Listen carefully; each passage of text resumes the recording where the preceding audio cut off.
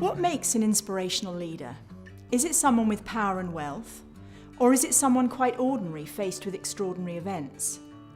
For me, it's a person like Anwari, who lives with her children beside the biggest rubbish dump in India. She never went to school or learned to read and write, and yet today she heads up an organisation of hundreds of women working to improve the lives of their families and children, and runs training programmes for the police to teach them how to respond to domestic violence. Or Yang Xin in China. Yang Xin lives on the Tibetan plateau, and he's dedicated his life to looking after the ecosystems of the rivers there that feed around 2 billion people across South Asia. These are the kinds of people who are the invisible giants of my book. The book's about unexpected leaders, like the ones who inspired me to establish the social enterprise Leaders Quest.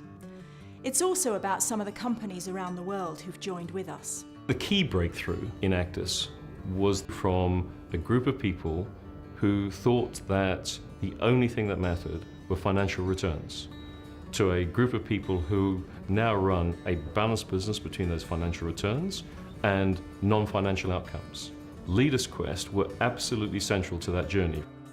My book's about seeing the world with new eyes, understanding that purpose matters as much as profit, that a way of being is as important as doing.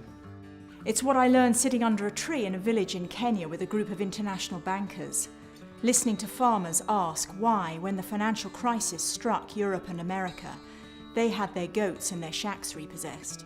We need to behave in a way that allows us to be leaving the businesses, the employees, the communities and societies in which we operate in a better place than when we found them.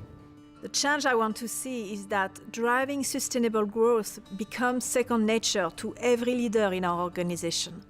That every decision be made with taking into account the long-term impact, that people realize how much change they can drive themselves from wherever they stand, that they can nurture their values and drive value at the same time.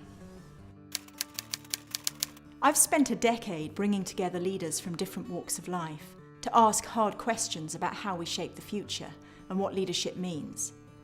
At Leaders Quest, we help people think about some of the toughest challenges in the world today, to ask what really matters, and to reach out across the divide to find solutions together. You meet such diverse kind of people who are high-flying in corporate world, who are high-flying in social sector, who are high-flying in government sector, but they all come together and go and try to learn from each other how we can be party to developing a community to make it more equitable. The best leadership is to create more leadership. I feel as though I've had to travel around the world 100 times to learn something this obvious, that everything I need, everything you need, everything we all need, we already have. The potential's already there inside everyone. Whether we know it or not, I think we all want to be part of something bigger than ourselves.